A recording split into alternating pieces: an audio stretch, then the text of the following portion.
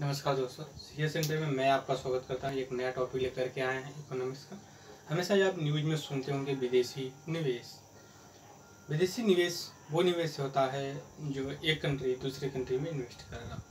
For example India में कोई American, वो इंडिविजुअल भी हो सकता है और जो है कि कोई एमएनसी भी हो सकती है। अगर वो इन्वेस्ट करते हैं यहाँ पे तो उसको हम विदेशी निवेश कहते हैं। हालांकि ऐसा ही केस इंडिया के भी कॉन्टेक्स्ट में होता है। कुछ इंडियंस या फिर जो इंडिया की मल्टीनेशनल कंपनी होती हैं वो भी जो है कि बाहर जा कर के इन्वेस्ट करती हैं।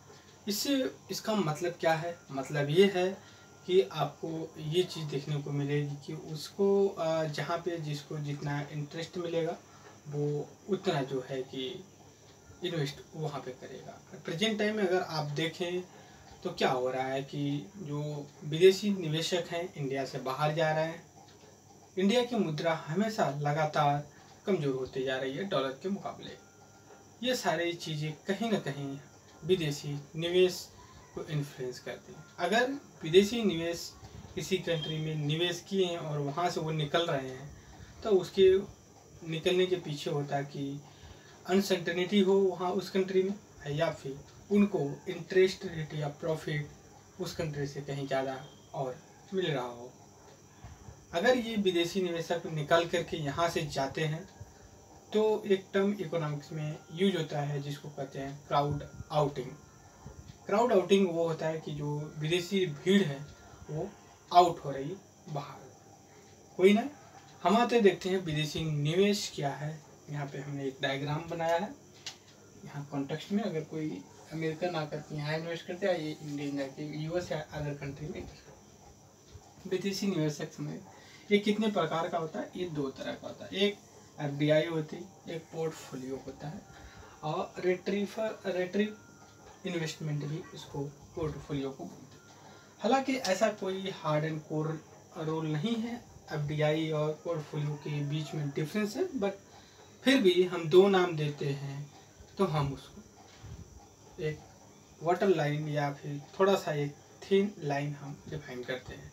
वो थिन लाइन ये है कि जब अरविंद माया राम कमेटी एक रिकमेंडेशन की इसका कुछ होना चाहिए। अगर 10% से ऊपर आप किसी चीज़ में इन्वेस्ट करते हैं, सेकेंडरी मार्केट में, प्राइमरी मार्केट में, रियल एस्टेट, तो उसको हम एफडीआई के नाम से जानेंगे। मतलब आप 100 रुपये इन्वेस्ट, अगर 10 रुपये या 10 से ऊपर 10% उसमें इन्वेस्ट करते हैं तो उसको हम एफडीआई कहते हैं। दूसरी चीज़ आती है सेकेंडरी मार्केट में हम जो, या फिर पोर्टफोलियो मार्केट की हम बात करते हैं। तो इसमें ये है कि आप इन्वेस्ट करते हैं थ्रू कैपिटल की। हमने पहले ही डिस्कस कर लिया कैपिटल क्या होता है और लिक्विडिटी क्या होती है। लेकिन इंडिया में दो तरह की मोस्टली मार्केट होता है, एक मनी मार्केट होता है, एक कैपिटल मार्केट। मनी मार्केट जैसे बैंकिंग सेक्टर का हो जाता है, और कैपिटल मार्केट स्टॉक एक्सचेंज के कॉन्टेक्स्ट में हो जाता है। तो इसमें जब हम आते हैं पोर्टफोलियो, तो ये भी दो तरह की होती है। जो कैपिटल या स्टॉक एक्सचेंज मार्केट में इन्वेस्ट करते हैं एज ए कैपिटल के थ्रू।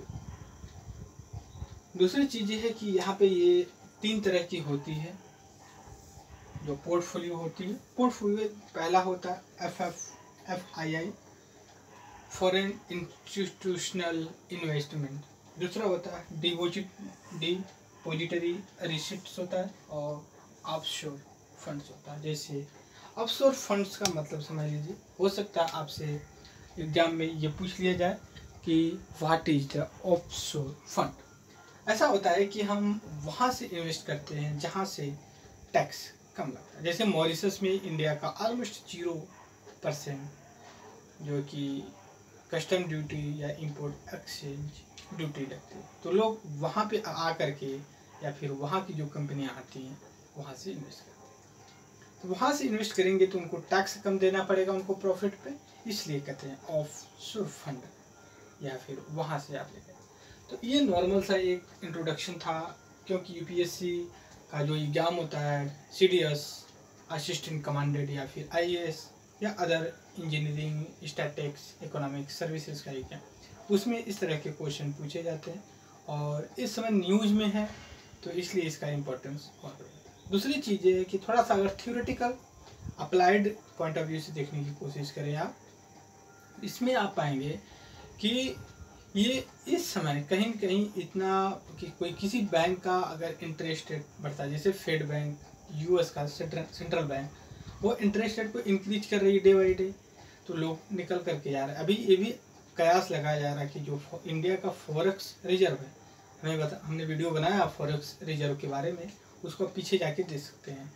तो फॉरेक्स जो रिजर्व है या फॉरेन एक्सचेंज है, ये कहीं ना कहीं ये इन्फ्लुएंस होता है अगर किसी कंट्री की इंटरेस्ट रेट बढ़ती है। इससे कई चीज़ें जो कि डिस्क्लोज कर देती है। अगर इंडिया से विदेशी निवेशक भाग रहे हैं और नए निवेश हो नहीं रहा, तो उसके पीछे कई रीजन हो सकता है। उसके पीछे रीजन ये हो सकता है कि आपकी जो इकोनॉमिक पॉलिसी या जो सिस्टम काम कर रहा है वो इतना स्ट्रॉन्ग नहीं है। दूसरी चीज़, अगर रुपी डिप्रिसिएट हो रहा है, तो ये भी कहीं ना कहीं आपकी इकोनॉमिक पॉलिसी का एक पार्ट है। ये भी दिखाता है कि आपका मैन्युफैक्चरिंग क्या है। अगर आप घबराहट है आपको कि रुपी डिप्रिसिएट हो रहा है, तो आप घबराने से पहले ये भी सोच लीजिए कि आप की जो बेस है इकोनॉमिक्स का वो किस तरह से काम कर रहा है। मतलब जब हमारी रुपी वीक होती है या फिर डिप्रिसिएट होती है, मतलब या कमज़ोर होती है डॉलर के मुकाबले, तो हमें एक्सपोर्ट ज़्यादा करने में फ़ायदा होता है। लेकिन जब घबराहट होती है तो समझ सकते हैं कि आपका एक्सपोर्ट करने के लिए मैन्युफैक्चरिंग कैपेसिटी भी होना चाहिए कि फॉरेन मार्केट में जाकर के कंपटीशन कर सके। सो इस वीडियो में इतना ही। Thank you very much discussion.